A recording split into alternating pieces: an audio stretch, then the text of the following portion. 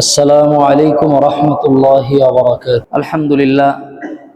মুআজ্জাজ হাজিরিন, আমি আপনাদের সম্মুখে মহাগ্রন্থ আল কোরআনুল কারীমের সূরাতুল বাকারার 124 থেকে নিয়ে 126 নম্বর আয়াতে কারিমা, এই আজকে তাফসীর পর্ব 74,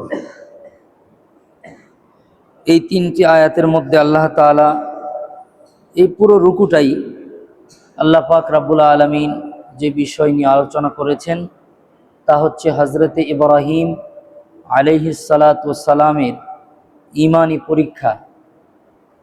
মুআজ্জাজ হাজিরিন, আমরা জানি যে যত উপরে যায় তাকে তত বেশি পরীক্ষা দিতে হয়।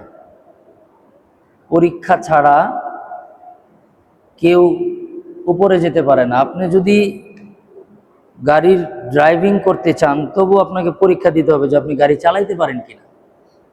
এমনকি গার্মেন্টসেও যদি কেউ কোনো ছোট চাকরিও করতে যায় তাও তাকে পরীক্ষা দিতে হয়, ভাইবা নেয়, জিজ্ঞেস করে, অথবা মেশিন দিয়ে দেয় যে সেলাই করতে পারে কিনা। অর্থাৎ জীবনের সকল ক্ষেত্রেই পরীক্ষা আছে। পরীক্ষা যে যত বড় দিবে সে তত বড় হয়ে যাবে। আল্লাহ পাক রব্বুল আলামিন হযরতে ইব্রাহিম আলাইহিস সালাতু ওয়াস সালামের পরীক্ষার মধ্য দিয়ে আল্লাহ তাআলা মানব জাতিকে শ্রেষ্ঠত্ব দান করেছেন। সুবহানাল্লাহ। আমি আজকে বলবো কথাগুলি ইনশাআল্লাহ, এখন ভূমিকা বলছি। ইব্রাহিম আলাইহিস সালাতু ওয়াস সালামের জীবনে কয়েকবার এমন সিচুয়েশন হয়েছিল যে ফেরেশতারা লজ্জিত হয়ে গেছে যেটা কি হচ্ছে। কারণ ফেরেশতারা জানে যে মানুষের ক্যাপাসিটি কতটুকু। আল্লাহ তাকে জানিয়ে দিয়েছে ফেরেশতাদের সাথে মানব সৃষ্টির সময় কথোপকথন হয়েছে। তো মানুষের ধারণ ক্ষমতা সম্পর্কে ফেরেশতাদের ধারণা আছে। ইব্রাহিম আলাইহিস সালাম তো একজন মানুষ, কিন্তু ইব্রাহিম আলাইহিস সালামের ভিতরে আল্লাহ তাআলা এমন নিয়ামত দান করেছিলেন যে উনি ওনার জীবনে এই পরীক্ষাগুলোর চূড়ান্ত মুহূর্তে গিয়া ফেরেশতাদের সাথে যে কথোপকথন হয়েছে এগুলা দেখা ফেরেশতারা লজ্জিত হয়েছে। আসলে আল্লাহ চাইছেন ফেরেশতাদেরকে এটা বুঝাইতে যে মানুষই শ্রেষ্ঠ। সুবহানাল্লাহ। এখানে ইব্রাহিম আলাইহিস সালামের মর্যাদা এত বেশি কেন জানেন? ওনার কারণে আমরা শ্রেষ্ঠ হয়ে গেছি। সুবহানাল্লাহ। মানব জাতির প্রতিনিধি হয়ে ফেরেশতাদেরকে যা দেখাইছে, তো ফেরেশতারাই লজ্জা পেয়ে গেছে যে এটা তো আসলে মানুষের দ্বারা সম্ভব না। তো আল্লাহ পাক রব্বুল আলামিনের খলিল, আল্লাহ তাআলার বন্ধু, সকল মানুষদের শ্রেষ্ঠত্ব হওয়ার ক্ষেত্রে বড় অবদান যিনি রেখেছেন, ইব্রাহিম আলাইহিস সালাতু ওয়াস সালামের ব্যাপারে আপনার আমার নবীকে আল্লাহ তাআলা কিছু সংবাদ দিলেন। আল্লাহ পাক রব্বুল আলামিন তার নবীর মাধ্যমে মূলত আমাদেরকে জানায় দিলেন যে ইব্রাহিম আলাইহিস সালাতু ওয়াস সালামের মাকাম আর মর্যাদা কেন এত উঁচু, উনি কত কঠিন পরীক্ষা দিয়েছেন, আর আমরা যে শ্রেষ্ঠত্ব পেয়ে গেলাম। আল্লাহ আমাদেরকে বলছে না যে মানুষ আশরাফ, মানুষ শ্রেষ্ঠ। এখন আমরা যে এই সার্টিফিকেট পরীক্ষা দেওয়ার আগে নিয়ে আসলাম, পরীক্ষা দেওয়ার আগেই তো পেয়েছি, তো আমরা যে শ্রেষ্ঠ এটার প্রমাণ আমাদের বাস্তব জীবনে ইব্রাহিম আলাইহিস সালাতু ওয়াস সালামের অনুসারী হয়ে আমরাও যেন এটা ধারণ করতে পারি যে হ্যাঁ, আমরা সত্যি শ্রেষ্ঠ জাতি। এই জন্যে আল্লাহ তাআলা এই আয়াতগুলি অবতীর্ণ করেছেন। আল্লাহ পাক রব্বুল আলামিন বলেন,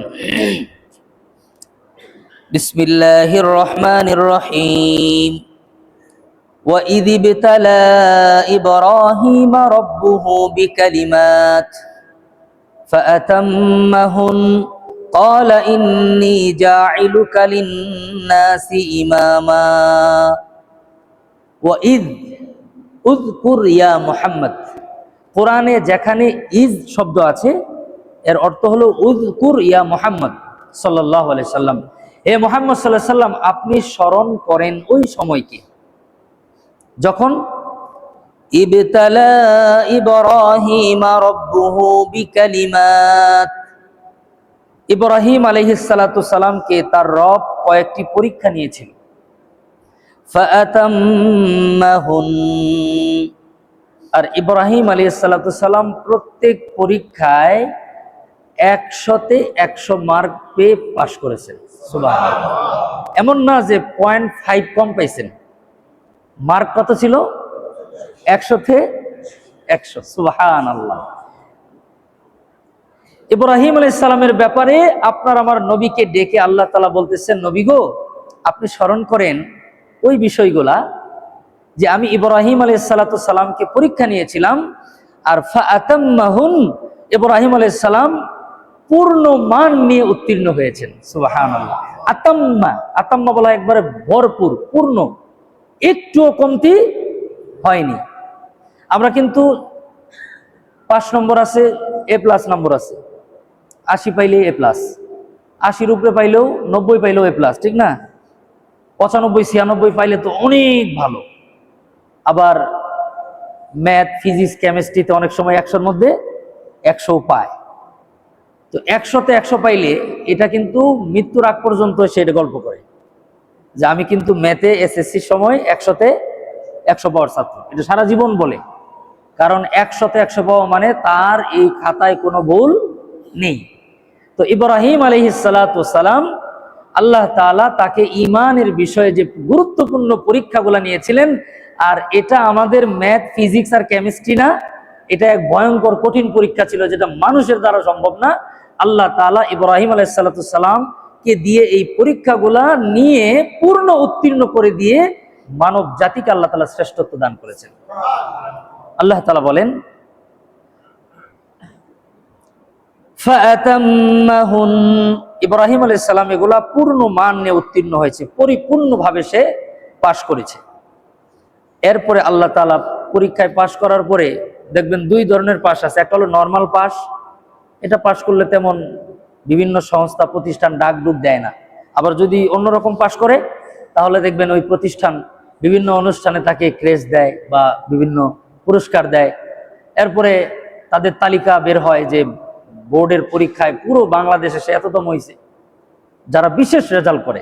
তো আল্লাহ পাক রব্বুল আলামিন আপনার আমার নবীকে ডেকে বলে, নবী গো, ইব্রাহিম আলাইহিস সালাম আমার খলিল, সে পরীক্ষায় যখন পূর্ণ মান নিয়ে উত্তীর্ণ হলো তখন আমি তাকে একটা পুরস্কার দিলাম। কি?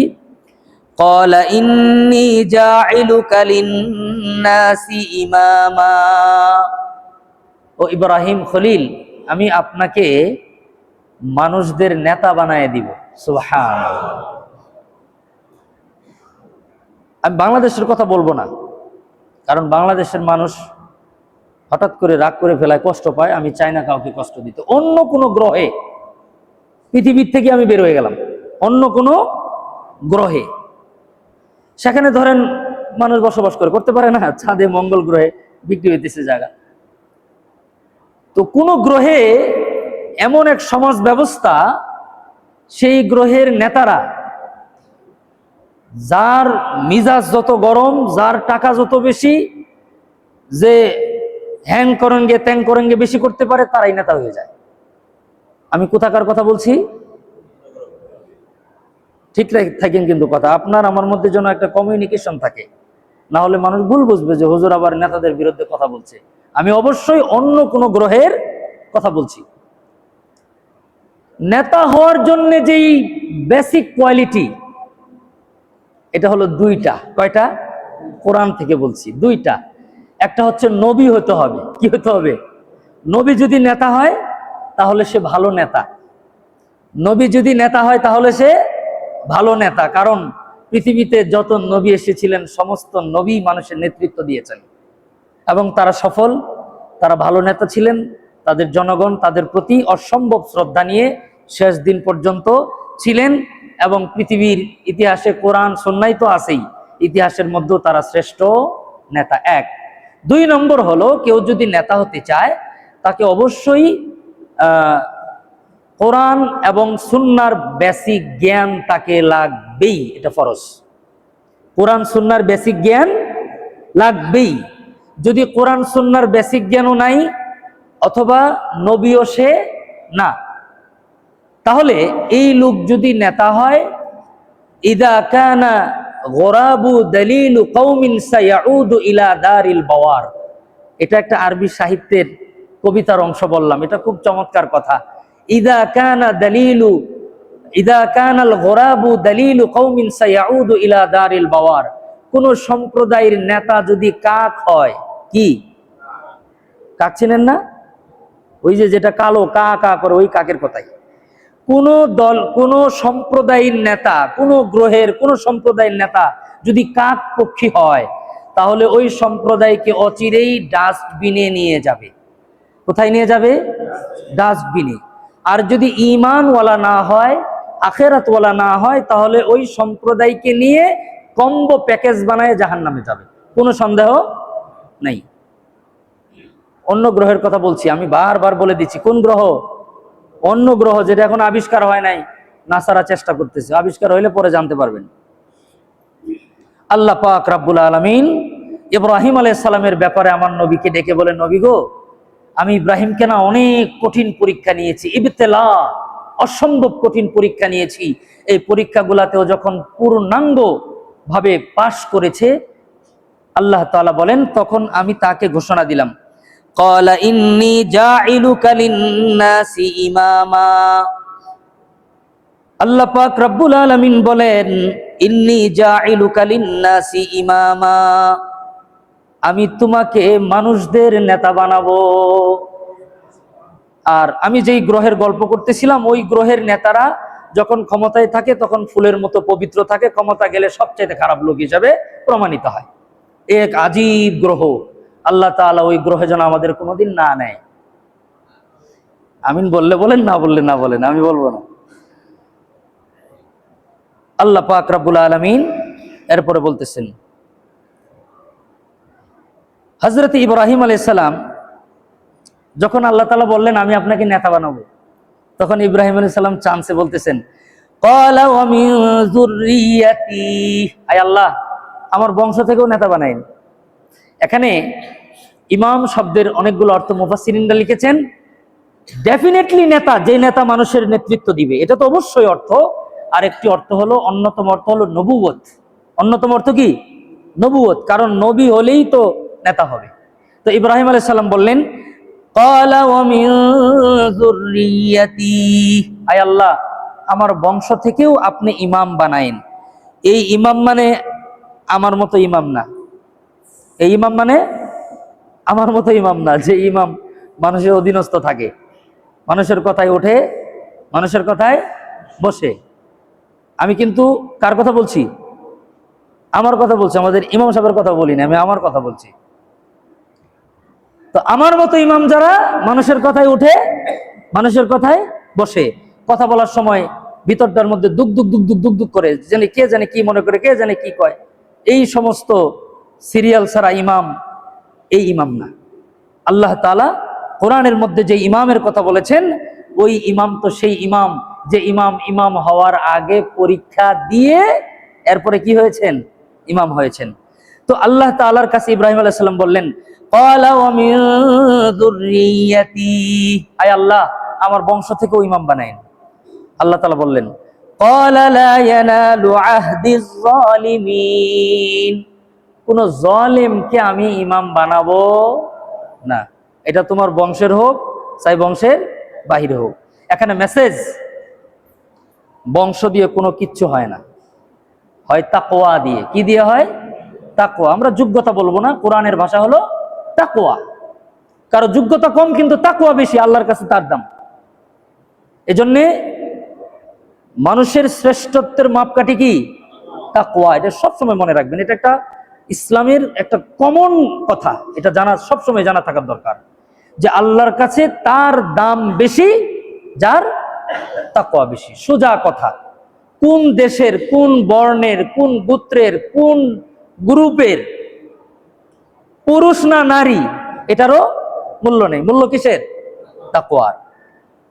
আল্লাহ পাক রব্বুল আলামিন বলেন, ক্বালা লা ইয়ানালু আহদিজ যালিমিন, জালেমদের ব্যাপারে আমার এই নিয়ামত পৌঁছবে না।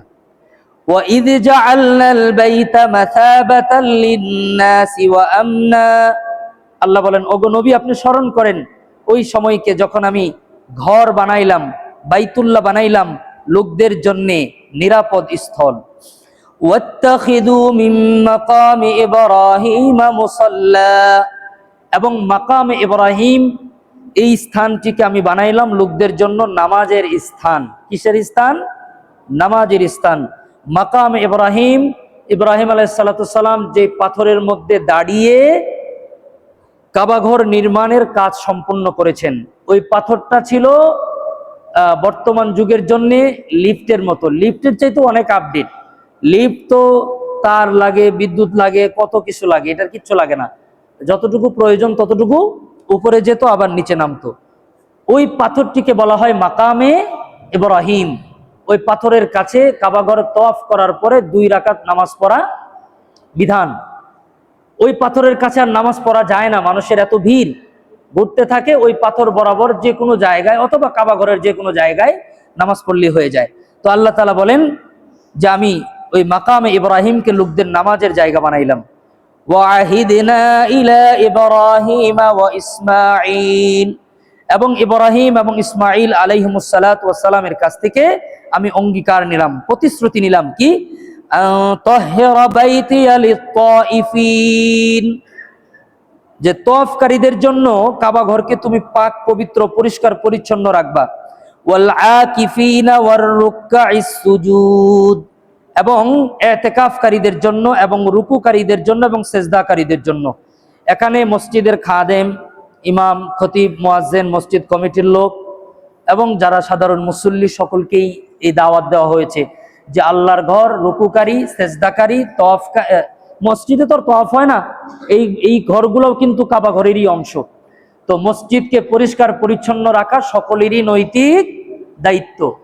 কেউ যদি এটা মনে করে যে অমুকেরই দায়িত্ব, তাহলে বোঝা গেল এই নিয়ামত সে পেতে চায় না।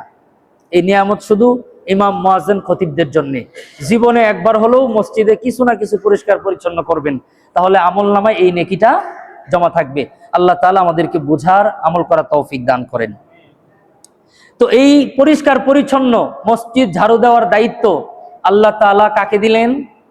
ইব্রাহিম আলাইহিস সালাম এবং ইসমাঈল আলাইহিস সালামকে। বুঝতে হবে। এবং এই দায়িত্ব পাওয়ার আগে আল্লাহ পরীক্ষা নিছেন। দায়িত্ব পাওয়ার আগে পরীক্ষা নিছেন যে এই দায়িত্বর উপযোগী কি না। কিন্তু আফসোস, আমরা যারা খাদেম আছি, আমরা যারা খতিব আছি, মুয়াজ্জিন আছি, ইমাম আছি, আমরা আসলে করি চাকরি। কি করি? চাকরি। চাকরির বিনিময়ে বেতন পাই, কিয়ামতের দিন আল্লাহ দিলে দিতেও পারে, নাও দিতে পারে।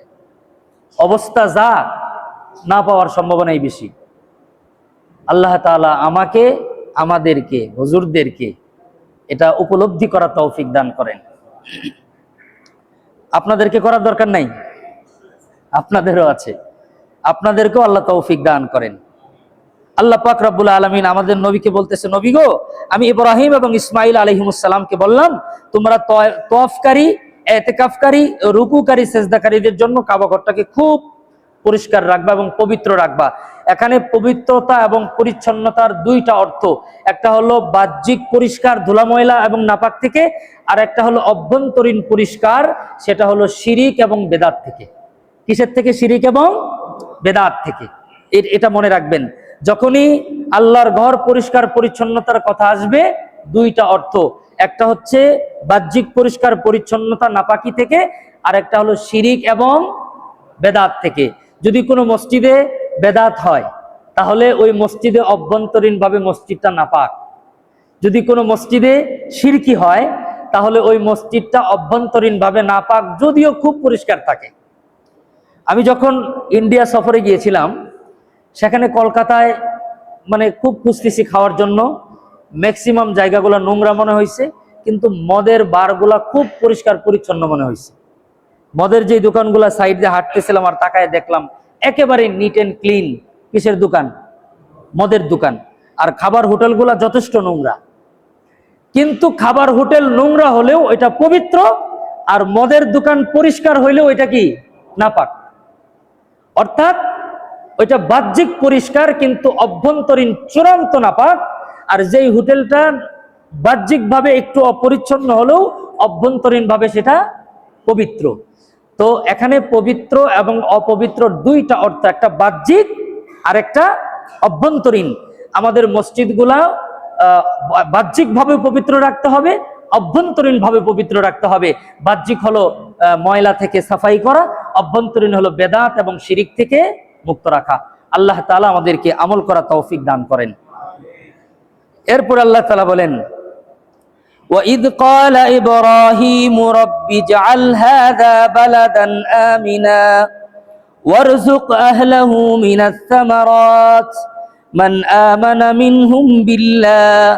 আল্লাহ তাআলা বলেন, নবী গো, আপনি স্মরণ করেন যখন আমি ওয়াইদ ক্বালা ইব্রাহিম, আপনি ওই সময়কে স্মরণ করেন যখন ইব্রাহিম আলাইহিস সালাম বলল, রব্বি জাআল হাযা বালাদান আমিনা, আই আল্লাহ, এই শহরটাকে আপনি নিরাপদ শহর দান করেন।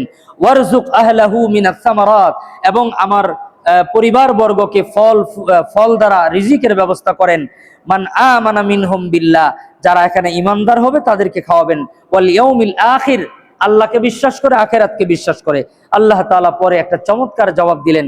আল্লাহ তাআলা বলেন, ক্বালা ওয়া মান কাফারা ফাউমাত্তিউহু, ইব্রাহিম, শুধু ঈমানদারদেরকে খাওয়াবো না, যারা কাফের তাদেরকেও আমি খাওয়াবো, তবে কলিলা, তাদেরকে সামান্য কিছু সময়।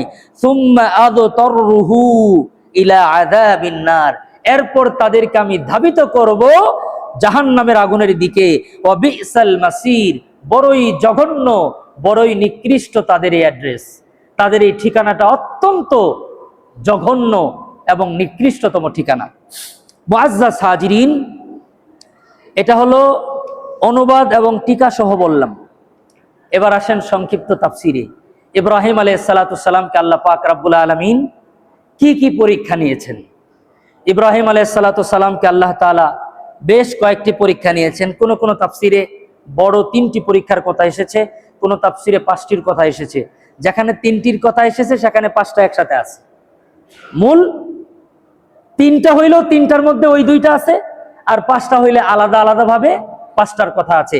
আমি 5টা দিয়েই আপনাদের সামনে উপস্থাপনা করতেছি। হযরত ইব্রাহিম আলাইহিস সালাতু সালামের ব্যাপারে আল্লাহ পাক রব্বুল আলামিন আপনার আমার নবীর মাধ্যমে আমাদেরকেও জানায় দিলেন, ও দুনিয়ার মানুষ, তোমরা জেনে রাখো, ইব্রাহিম খলিল আমার বন্ধু, ওর মাধ্যমে ফেরেশতাদের কাছে আমি প্রমাণ দিয়েছি যে মানুষ শ্রেষ্ঠ, মানুষ শ্রেষ্ঠ। আমাদের বাবা আদম আলাইহিস সালাম যখন জান্নাতের ফলটা খেয়েছিলেন, তখন ফেরেশতারা একটু ক্রিটিসাইজ করছিল, একটু বলার চেষ্টা করছিল বিনয়ের সাথে, যে আল্লাহ, এই শুধু শুধু মানুষ বানাইলেন, আমরা তো আপনার তাসবিহ তাহলিলের চুল পরিমাণ ব্যত্যয় করি না, এই শুধু শুধু একটা ঝামেলা সৃষ্টি করে। এর আগেও তো জিন্নাতকে বানাইছিলেন, ওরাও এক ঝামেলা করছে, এটা কি না কি হয়, এটা নিয়ে ফেরেশতারা একটু বিব্রত ছিল, পেরেশান ছিল। কিন্তু আল্লাহর সিদ্ধান্ত চূড়ান্ত, আল্লাহর সিদ্ধান্ত চূড়ান্ত। তো আল্লাহ তাআলা ইব্রাহিম আলাইহিস সালাতু সালামকে দিয়া ফেরেশতাদের সরদার, নাম কি? জিব্রাইল, নাম জিব্রাইল, ওনাদের যে মেন, ওনাদের যে প্রধান, তাকে পাঠায় আল্লাহ তাআলা রন্ধ্রে রন্ধ্রে দেখাইছে যে মানুষ কি। আর আমাদের শিক্ষা হলো, আমরা আজকের টোটাল আলোচনা থেকে আমরা যে শ্রেষ্ঠ, আমরা এখন শ্রেষ্ঠত্বের জায়গায় আসি না নাই, এটা পরীক্ষা করব, আর চেষ্টা করব ইব্রাহিম আলাইহিস সালামকে ফলো করে করে সেই জায়গাটিতে যাওয়ার জন্য। প্রথম পরীক্ষা 1 নম্বর পরীক্ষা হলো ইব্রাহিম আলাইহিস সালাম জীবনের শুরুটাই একটা মুশরিক পরিবারে জন্ম, যাদের মূর্তি, আমদানি, রফতানি এবং আবিষ্কার, নির্মাণ, এই টোটাল আয়োজনের টেন্ডার যেই পরিবারে, সেই পরিবারে তার জন্ম। শুধু পূজা করে না, বানায়, বিক্রি করে, আবার আমদানিও করে, রক্ষণাবেক্ষণও করে, মাতবরিও করে, সব মূর্তি নিয়েই খেলা। এই পরিবারে জন্ম। আল্লাহ তাআলা ফেরেশতাদেরকে দেখতে বললেন যে তোমরা দেখো, একজন মানুষকে দিয়ে তোমাদেরকে দেখাই। ফেরেশতাদেরকে সব মানুষের সবকিছু আল্লাহ জানতে দেন না, সুবহানাল্লাহ বলেন।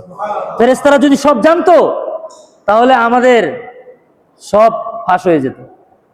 আমাদের এমনও গুনাহ আছে, কেবলমাত্র গুনাহগার বান্দাই জানে, আর আল্লাহ জানে, আর কেউ জানে না। সুবহানাল্লাহ। আল্লাহ এটা গোপন রাখছেন। মাঝে মধ্যে ফেরেশতাদেরকে কিছু কিছু ভালো সংবাদ দেখায় যে বান্দারা কি করে। মুফাসসিরিন ইকরামরা লিখেন, হযরত ইব্রাহিম আলাইহিস সালাতু ওয়াস সালাম ছোট্টবেলায় যখন মাত্র তার আকল হলো, মুফাসসিরিনরা লিখেন একজন বান্দার আকেল হইতে 13 থেকে 15 বছর সময় বয়স লাগে।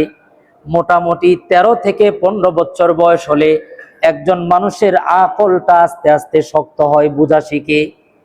আল্লাহর খলিল ইব্রাহিম যখন আস্তে আস্তে বুঝতে শিখলো, আল্লাহ পাক রব্বুল আলামিন ফেরেশতাদেরকে দিয়ে নজরদারি করায়, ও ফেরেশতারা তোমরা আমার খলিলকে তাকায় দেখো, সে মূর্তি পূজা করে না কাকে খোঁজে।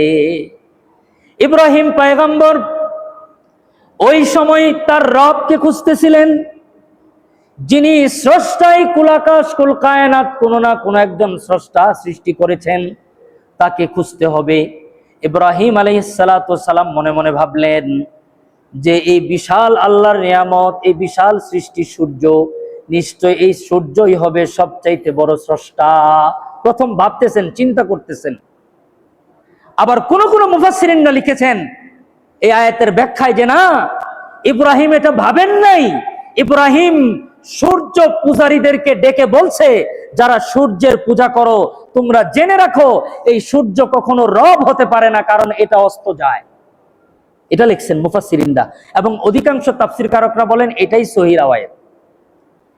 আবার যখন চন্দ্র ওঠে, ইব্রাহিম পয়গম্বর চন্দ্র পূজারীদেরকে ডেকে বলে, তোমরা যারা চাঁদের পূজা করো তোমরা জেনে নাও এই চাঁদ কখনো রব হতে পারে না, কারণ এই চাঁদ নির্ধারিত সময়ে আবার অস্ত চলে যায়, উদয় হয় আবার অস্ত যায়।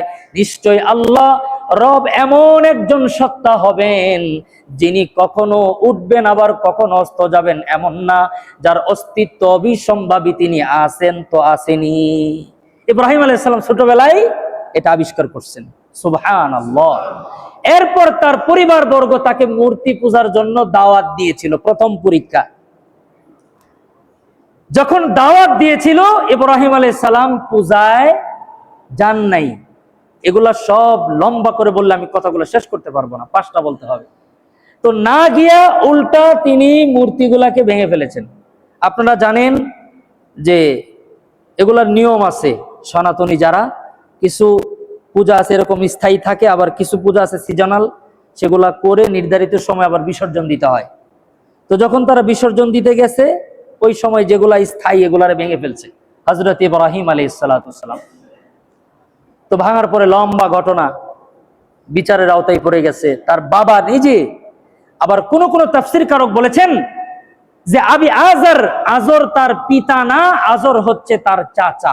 আজর কে? তার চাচা। এটাও আপনাদের জানা থাকার দরকার, এটাও খুব নির্ভরযোগ্য সনদ আছে। কারণ যারা বলেন যে আজর তার চাচা, তাদের দলিল হলো যে ইব্রাহিম আলাইহিস সালামের বংশে মুহাম্মদুর রাসূলুল্লাহ সাল্লাল্লাহু আলাইহি সাল্লাম আসবে। সহিহ বর্ণনায় আছে যে মুহাম্মদ সাল্লাল্লাহু আলাইহি সাল্লাম যেই বংশে আসছেন, সেই বংশ আদম থেকে হযরতে মুহাম্মদুর রাসূলুল্লাহ পর্যন্ত কেউ কোনোদিন শিরক করেনি। তো এটা একটা বর্ণনা।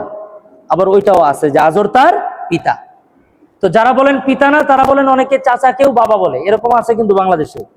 দেখেন নাই যে বড় আব্বা, ছোট আব্বা, মেজো আব্বা, আপন আব্বা, এগুলা ভালো আব্বা না, এরকম ডাকার দরকার নেই। আব্বা যিনি জন্ম দিয়েছেন, হযরতে আদম আলাইহিস সালাম আদি পিতা হিসাবে উনিও আব্বা। মুহাম্মদুর রাসূলুল্লাহ সাল্লাল্লাহু আলাইহি সাল্লাম দিন দিয়েছেন, উনিও আমাদের বাবা। কারণ ওনার স্ত্রীদের ব্যাপারে আল্লাহ কোরআনে বলছেন যে মুহাম্মদ সাল্লাল্লাহু আলাইহি সাল্লামের স্ত্রীরা তোমাদের আম্মা। তো আম্মা হইলে নবীজি কি হবেন? আব্বা। তো মুহাম্মদ সাল্লাল্লাহু আলাইহি সাল্লাম, ইব্রাহিম আলাইহিস সালাম, আবার কোরআনের মধ্যে আরেক জায়গায় আছে আবিকুম ইব্রাহিম, কোরআনে আছে, আল্লাহ বলছে। বাস, ইব্রাহিম আলাইহিস সালাম আব্বা, মুহাম্মদ সাল্লাল্লাহু আলাইহি সাল্লাম আব্বা। আরেকজন কে? হযরতে আদম আলাইহিস সালাম। আরেকজন আপনাকে যিনি জন্ম দিয়েছেন, তিনিও আপনার আব্বা। এর বাইরে বেশি আব্বা হওয়া ভালো লক্ষণ না। বাস এতটুকু, আর সামনে না গেলাম। তো হযরত ইব্রাহিম আলাইহিস সালামের কঠিন শাস্তি, চূড়ান্ত পর্যায়ে তাকে আগুনের মধ্যে নিক্ষেপ করা হবে। এই দ্বিতীয় পরীক্ষা। প্রথম পরীক্ষায় পাস, মূর্তি পূজায় যান নাই। দ্বিতীয় পরীক্ষা, হযরত ইব্রাহিম আলাইহিস সালামকে আগুনে ফেলবে নমরুদ। আমি খুব সংক্ষেপে বলছি। নমরুদ যখন তাকে আগুনে ফেলবে, চূড়ান্ত ভাবে চরাক, চরাক বুঝেন তো? এখন তো আধুনিক ছিল না, ওই ক্রেন মনে করেন, ক্রেন দিয়ে বিশেষ কায়দায় হযরত ইব্রাহিম আলাইহিস সালামকে চড়াইছে। তো এটা তো আর উঠে না, চরাক আর উপরে উঠে না। নমরুদকে কানে কানে ইবলিস বলতেছে যে ফেরেশতারা ধরে আছে, এখানে কিছু নর্তকী আনো, নাচ গান করাও, আর ইব্রাহিম আলাইহিস সালামের পোশাকটা খুলে দাও, তাহলে ফেরেশতারা লজ্জায় সরে যাবে, তাকে আগুনে ফেলানো সম্ভব। মুফাসসিরিন ইকরামরা লিখেন, আল্লাহর খলিল ইব্রাহিম আলাইহিস সালাম এতক্ষণ পর্যন্ত তার চোখের মধ্যে পানি ছিল না যতক্ষণ তাকে আগুনে ফেলা হবে, কিন্তু তার সতর যখন খুলে দেওয়া হবে, আল্লাহর খলিলের চোখের কোনা দিয়ে 2 ফোঁটা পানি বের হয়ে যায়। হযরতে জিবরাইল এসে বলেন, আল্লাহর খলিল, আপনার কোনো পেরেশানি কিনা, কোনো সাহায্য লাগবে কিনা? আল্লাহর খলিল ইব্রাহিম ফেরেশতার সাথে কোনো কথা বলেন না, আল্লাহ তাআলাকে বলেন, রব্বুল আলামিন, আমার পোশাকটা যদি এখন খুলে নেয় তাহলে আমার সতরটা খুলে যাবে, আগুনের মধ্যে যাচ্ছি, কোনো দুঃখ নাই, দয়া করে আল্লাহ গো আমাকে একটা সতর ঢাকার মতো ব্যবস্থা করে দেন। আল্লাহ পাক রব্বুল আলামিন জিবরাইলকে ডেকে বলে, জিবরাইল, জান্নাত থেকে আমার বন্ধুর জন্য এমন একটা পোশাক নিয়ে যাও, যেই পোশাকটা শুধু সতর ঢাকবে তাই নয়, যেই পোশাকটা আমার খলিলের জন্য ফায়ার প্রুফের কাজ করবে, যেটা আগুনে পুড়বে না। এখন কিন্তু এরকম ড্রেস আছে, ওই যে নাসার বিজ্ঞানীরা যে যায়, ওই পোশাকের দাম জানি কত কোটি টাকা। আমি সেদিন একটু দেখতেছিলাম, বিরক্ত লাগে, পরে আর দেখলাম না। এটা যেন তেন পোশাক নেই, পোশাকের মধ্যে অনেক কিছু আছে, মানে আইসিইউ এর সুযোগ সুবিধা আছে ড্রেসের মধ্যে। চিন্তা করতে পারেন, আইসিইউ এ যা আছে ওই ড্রেসের মধ্যে তাই আছে, সব মাপতেছে পোশাকে। তো এখন বিজ্ঞান এই পোশাক আবিষ্কার করছে, আল্লাহ তাআলা জান্নাত থেকে ইব্রাহিম আলাইহিস সালামের জন্য পোশাকের ব্যবস্থা করে দিলেন। সুবহানাল্লাহ। এবার ইব্রাহিম আলাইহিস সালাম আগুনের মধ্যে যাবে, ঠিক আগ মুহূর্তে ফেরেশতারা অবাক। ফেরেশতারা বলতেছে ইব্রাহিমকে, ইব্রাহিম বলেন কি করতে হবে, আপনি অর্ডার দিলেই তো করতে পারি, আর আমাদের তো সীমাবদ্ধতা আছে, আল্লাহও যদি অর্ডার না দেয়, আপনিও যদি না বলেন, আপনার কাছে আসছি, আপনি বললেও একটা কিছু করতে পারি, আল্লাহ তাআলাও তো কিছু বলতেছে না, কি করব? ফেরেশতারা বিপদে পড়ে গেছে। আল্লাহর খলিল ইব্রাহিম ফেরেশতাদের কাছে চাইলেন না কিচ্ছু, ফেরেশতাদেরকে শুধু এতটুকু বললেন, নিশ্চয় আমার আল্লাহ, আমার রব, তিনি খুব ভালো করে জানেন আমার কি হবে, তাওয়াক্কালতু আলাল্লাহ। সুবহানাল্লাহ। ইব্রাহিম আলাইহিস সালাম আল্লাহর উপর তাওয়াক্কুল করলেন। ফেরেশতারা লজ্জিত হয়ে গেল, ফেরেশতারা আসলো, দেখলো, জিজ্ঞেস করলো, কিন্তু ইব্রাহিম আলাইহিস সালামের কাছ থেকে কোনো অফার পেল না, কোনো নির্দেশ পেল না। ফেরেশতারা তাকায় আছে, জানেও না কি হবে। সবাই ভেবেছে আগুনে পড়ার সাথে সাথে একেবারেই ছাই হয়ে যাবে, কোনো অস্তিত্ব থাকবে না। আল্লাহ পাক রব্বুল আলামিন ইব্রাহিম আলাইহিস সালাম যেমন স্টাইলে পরীক্ষা দিয়েছেন, আল্লাহ পুরস্কার তেমনই দিলেন। আল্লাহ তাআলা কোরআনের মধ্যে বলেন, কুলনা ইয়া নারু কুনি বারদাও ওয়া সালামা আলা ইব্রাহিম। আল্লাহ তাআলা বলেন, ইব্রাহিম, আমি আগুনকে অর্ডার করে দিলাম, কুলনা ইয়া নারু কুনি বারদাও ওয়া সালামান আলা ইব্রাহিম, ইব্রাহিমের জন্য শুধু ঠান্ডা না, শান্তিদায়ক হয়ে যাও। সুবহানাল্লাহ। তাই হয়েছে। ফেরেশতারা আল্লাহ তাআলার কাছে গিয়া লজ্জিত হয়েছে। ফেরেশতারা স্বীকৃতি দিয়েছে, আয় রব, আমাদের অনেক সীমাবদ্ধতা আছে, আমরা স্বীকার করলাম মানুষ শ্রেষ্ঠ। সুবহানাল্লাহ। তাহলে আমাদের এই জিনিসটা আমাদের মস্তিষ্কে ঢোকানোর দরকার। আমরা সবাই বলি, আপনাদের কারো সামনে যদি আমি এই কথা বলি যে মানুষ নিকৃষ্ট, আপনারা মাইন্ড করবেন, বলবেন যে সারা জীবন শুনছি মানুষ শ্রেষ্ঠত্ব। তো শ্রেষ্ঠত্ব হইল কেমনে, এটাও তো জানার দরকার। শ্রেষ্ঠত্ব এভাবে হয়েছে যে মানুষরা প্রমাণ দিয়েছে যে আমরা আল্লাহ ছাড়া কারো কাছে চাই না। ফেরেশতা জিবরাইল আলাইহিস সালাম লজ্জিত হয়েছেন, হযরত ইব্রাহিম পরীক্ষায় উত্তীর্ণ হয়েছেন। এরপরে আল্লাহ পাক রব্বুল আলামিন 3 নম্বর পরীক্ষা নিলেন হিজরতের। কিসের? হিজরতের। তিনি মূলত ছিলেন ইরাকের বাবেল নগরীর লোক। আল্লাহ পাক নির্দেশ করলেন, যে এলাকার লোকেরা তোমার সাথে এমন আচরণ করে সে এলাকায় থাকার দরকার নেই। কারণ এরপরে যদি ইব্রাহিম আলাইহিস সালাম সেখানে থাকতেন, কিছু লোক তাকে আবার পূজা করা শুরু করে দিত, তাকেই যে আগুনেও পুড়ে না, এটাই মনে হয় আল্লাহ, এরকম করতে পারে। এই জন্য ইব্রাহিম আলাইহিস সালামকে আল্লাহ তাআলা বললেন যে এলাকা ছেড়ে দেন। কোথায় যেতে হবে? শাম দেশে। যদিও গুগল ম্যাপে আপনি শাম পাবেন না, এটা সিরিয়া। এটা কি? সিরিয়া। আল্লাহ পাক রব্বুল আলামিন এই সিরিয়ায় আল্লাহ তাআলা হিজরত করতে বললেন, সেখানে হিজরত করলেন। করার পরে আল্লাহ পাক রব্বুল আলামিন এটাও পাশ করলেন, আল্লাহ বলছেন বাস নিজের এলাকা বিটা মাটি ছেড়ে চলে গেছেন। 4 নম্বর পরীক্ষা আল্লাহ পাক রব্বুল আলামিন তার দ্বিতীয় স্ত্রী হাজেরা, অন্য বর্ণনায় হাজের, হাজের বলেন আর হাজেরা বলেন, হাজের আলাইহিস সালাম দ্বিতীয় স্ত্রীর প্রথম পুত্র, অর্থাৎ সন্তান হিসাবে প্রথম সন্তানকে ইসমাইল আলাইহিস সালাম, আর স্ত্রী হিসাবে কোন স্ত্রীর ঘরে আসছে? দ্বিতীয় স্ত্রীর ঘরে। হযরতে হাজের আলাইহিস সালামের গর্ভে আল্লাহ পাক রব্বুল আলামিন একেবারেই বৃদ্ধ বয়সে, কোন বর্ণনায় 80, কোন বর্ণনায় 90, 80 থেকে 90 এর মধ্যেই, এই বয়সে আল্লাহ তাআলা একটা পুত্র সন্তান দান করলেন। এই বয়সে পুত্র সন্তান হলে ফিলিংস কি, এনা আমরা যারা আছি আমরা কেউ এটা বুঝবো না। এটা ওই লোক বুঝবে, এটার তাফসির বোঝার জন্য যার বিয়ে করার 18 বছর পরে বাচ্চা হয়েছে তারে জিজ্ঞাবেন। বলবেন যে ভাই এই বিয়ে করলেন, করার পরে 18 বছর কেমন গেছে আপনার? 1 নম্বর উত্তর দিবে যে পুরো ফ্যামিলি বলছে এই বউয়ের পেটে বাচ্চা হবে না, তুই বিয়ে আর একটা কর। এটা হবে 1 নম্বর তাফসির। 2 নম্বর হবে, কয়দিন পর পর বউ খালি বলতো যে তুমি কি আরেকটা বিয়ে করবা, তুমি কি আরেকটা বিয়ে করবা, এই জ্ঞান জ্ঞানানি শুনছি 17 বছর। এরপরে কবিরাজ, এরপরে হুজুরের পানি পড়া, জমজম পানি, 7 ঘাটের পানি, এরপরে যে যেখানে যাইতে বলছে সেখানে, মাদ্রাজ গেছি, ঢাকায় গেছি, গাজীপুরে দেখাইছি, এরপরে আল্লাহ তাআলায় দিছে। এরপরে যে কি মজাটা পাইছে এটা আপনি আমি কি বুঝবো? এটা কি আমরা বুঝবো? এটা আমাদের বুঝবো না, বোঝা সম্ভব না। যার ঘটনা ঘটছে তার কাছ থেকে জানলে কিছুটা বোঝা সম্ভব। ইব্রাহিম আলাইহিস সালামের সন্তান হলো, আল্লাহ তাআলা অর্ডার করলেন যে এই বাচ্চাকে নিয়ে তুমি গায়রা যী যারইন, এমন এক উপত্যকায় রেখে আসো যেখানে মানুষ নাই, পানি নাই, কিচ্ছু নেই। যাবে কেমনে? জিবরাইল আলাইহিস সালাম আসছে। হযরতে জিবরাইল বলছেন যে আমি আগে আগে হাঁটবো, আপনি উট নিয়ে পিছে পিছে হাঁটবেন, বাস। মাঝখানে কোনো কথা হবে না, যেখানে গিয়ে দাঁড়াবো সেখানেই।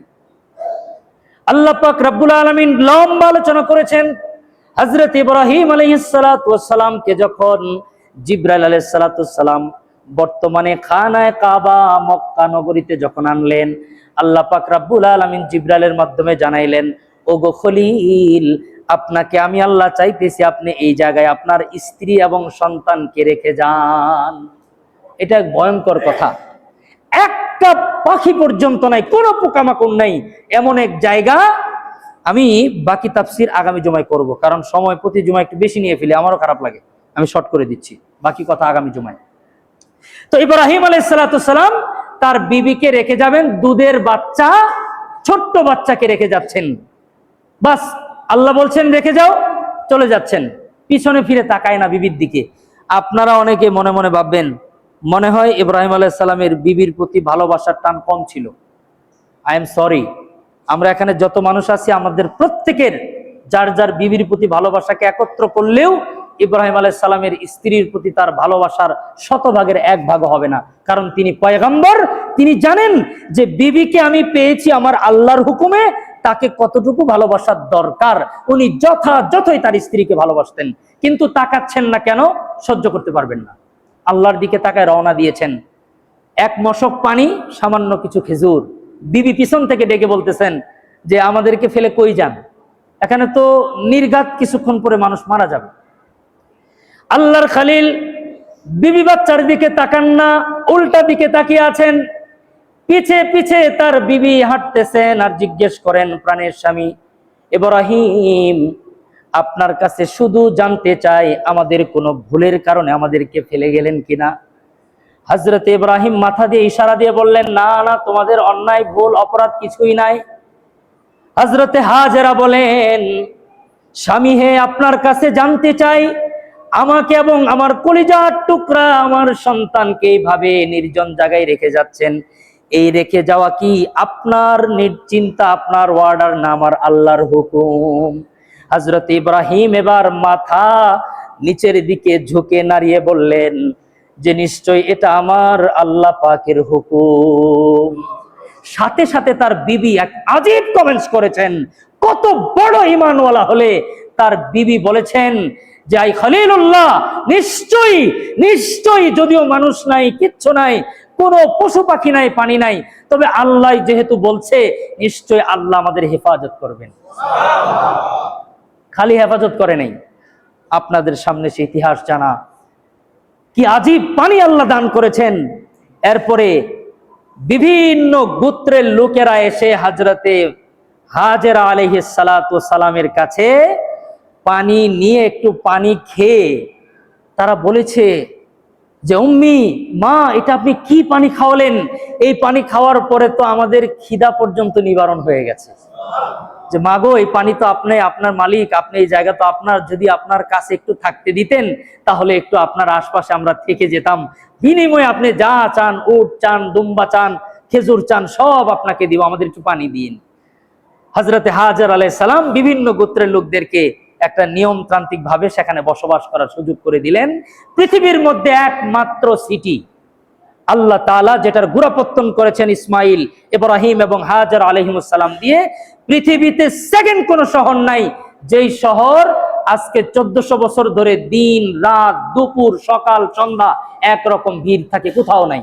পৃথিবীর সকল সিটির একটা নির্ধারিত টাইম থাকে, কখনো মানুষের ঘনত্ব বেড়ে যায়, কখনো কমে যায়, কখনো মানুষ নীরব হয়ে যায়, কখনো মানুষ সরব হয়ে যায়, কিন্তু এই একটা সিটি, এই একটা মক্কা নগরীতে আপনি যাবেন, রাতের 3টাও যা, ভোর 5টাতেও তা, দুপুর 1টাও যা, বিকাল 3টাও তা, অর্থাৎ 24 ঘন্টা মানুষের ভিড় একই রকম। সুবহানাল্লাহ বলেন।